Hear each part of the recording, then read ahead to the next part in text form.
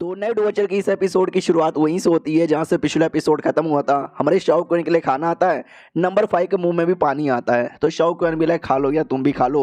तो वो तो भाई प्यार से खाने लग जाती है। लड़की भी कहती है बोलो यार कैसा लगा। शाहरुख भी कहता है एक नंबर यार, मजे ही आ गया खाकर। वो भी कहती है अच्छा आपको मेरा खाना पसंद आया। शाहरुख भी कहता है यार मेरे घर पे भी मेरी एक बहन है, अरे बहुत ही अच्छा खाना बनाती है तुम्हारे जैसा।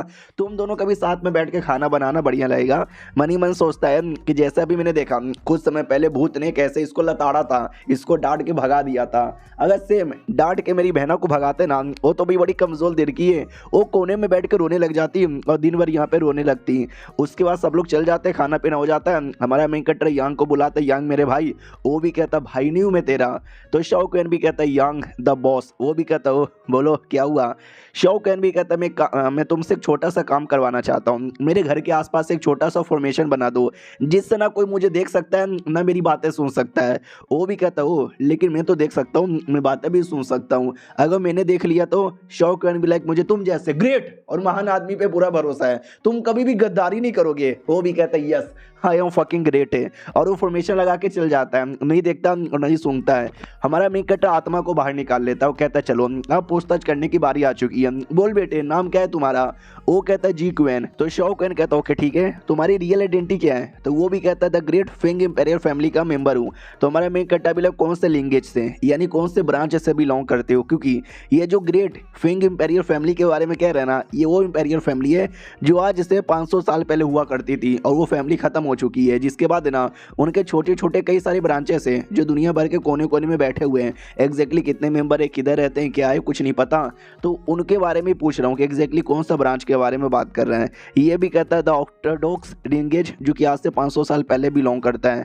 तो show can be like oh the orthodox lineage. वाह यार 500 साल पुराना जो भी कांड हुआ था ना इंपेरियल फैमिली का, उसका बदला लेने के लिए शायद ये लोग पूरा प्लानिंग यहाँ पे किया जा रहे हैं। जरा मुझे बताओगे क्लैन में तुम्हारी क्या इज्जत है। तो वो भी कहता मैं अपने पापा का बेटा हूँ। तो ये भी कहता पापा कौन है तुम्हारा। जो सुनते वो कहता मेरे पापा का नाम जी शायो है जो कि हमारे फैमिली के इंपॉर्टेंट मेंबर है और राजा को हटाकर वो नया राजा बनेंगे। आपको याद है ना बहुत पहले हमको बोला गया था कि 500 साल पहले ये डायनेस्टी पे किसी और राजा के परिवार का राज चलता था, वही था the great Feng imperial family. उनको हटाकर एक राजा ने कब्जा कर लिया और उसी नए राजा का परिवार है ना आज तक चलता हुआ आ रहा है। जो अभी नया राजा है ना जो अभी देश में है यार वो भी उसी परिवार का मेंबर है। तो शौकन समझ आता है कि जो पुरानी 500 साल पहले इंपेरियल फैमिली थी ना ये उसी फैमिली के लोग हैं और इसका पापा फैमिली का मेन समझो लीडर यहाँ पे था।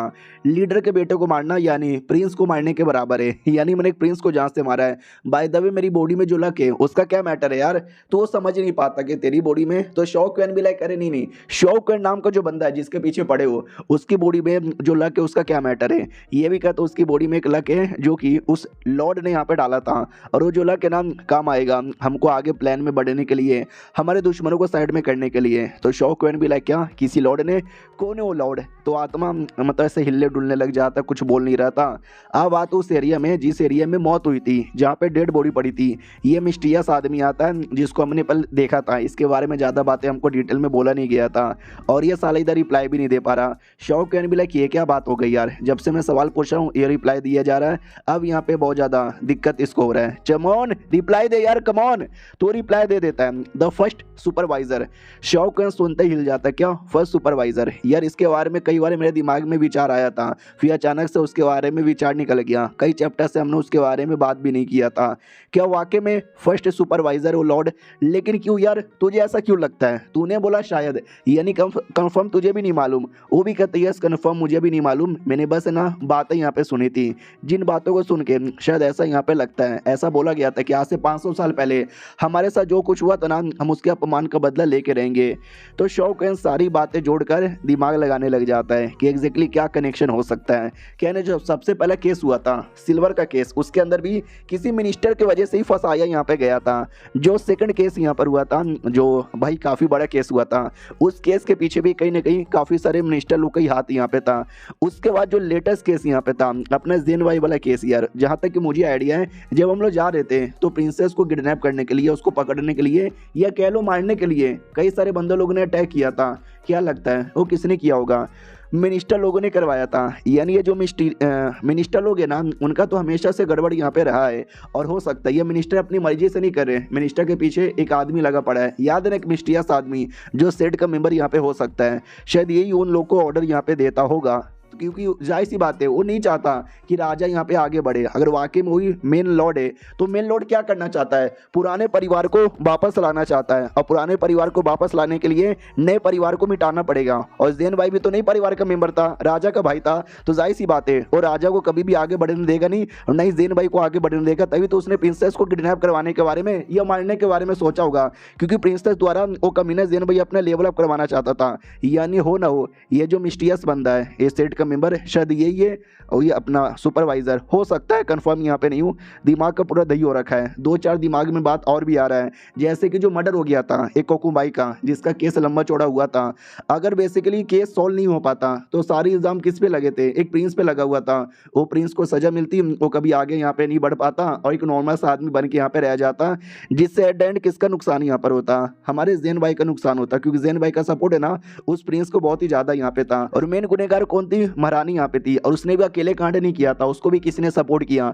यानी फर्स्ट सुपरवाइजर वो मिस्टीरियस मैन, कहीं उसने तो यहाँ पे नहीं ना किया था? ओ शिट यार, ये सारी चीजें अब कनेक्शन यहाँ पे बन रही है।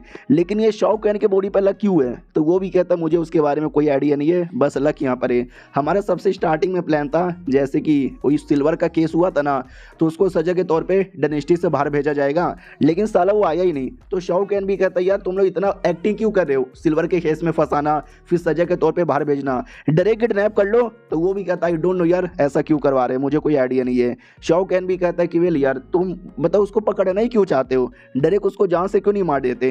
तो लड़का भी कहता है क्योंकि इसकी बॉडी में लक है जो हमको यहाँ पे चाहिए, बिना लक लिए उसको नहीं मार सकते वरना मुसीबत होगा। तो ये भी कहता हो लेकिन तुमको कोई आइडिया है उसके बॉडी से लक कैसे निकालते हैं? तो ये भी कहता मुझे कोई आइडिया नहीं है, उस लॉर्ड को और मेरे पापा को पता होगा, मुझे कोई आइडिया नहीं है। और ये चैप्टर यहीं पे ख़त्म हो जाता है। फर्स्ट सुपरवाइजर की बात जब पहली बार निकली थी, तो वो तो हमारा शाओ कैन की थियरी गलत निकल गई, वो था ही नहीं रियलिटी में, लेकिन वापस से निकली है। और इस बार जो निकली है ना, वो पहले से ज़्यादा लॉजिक बना रहा है। तो क्या वाकई में जो लग रहा है वो सच है, या इस बार भी बस अनुमान रह के ही रह जाता है? देखते क्या होता है। मिलते हैं किसी और वीडियो में, जब तक के लिए बाय बाय।